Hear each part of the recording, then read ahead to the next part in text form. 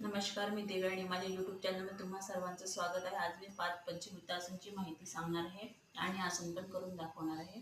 सर्वप्रथम मी आसन करून दाखवत आहे. तर आपल्याला सर्वप्रथम पाय हे लांब करायचे आहे. श्वास अंदर घ्यायचा आहे आणि हळूहळू सोडायचं आहे आणि घुटण्याला आपलं डोकं लावायचं आहे आणि जमिनीला आपली पोळी टच करायची आहे आणि हळूहळू आपल्याला आहे. हे असल्यामुळे बरेच फायदे आहे.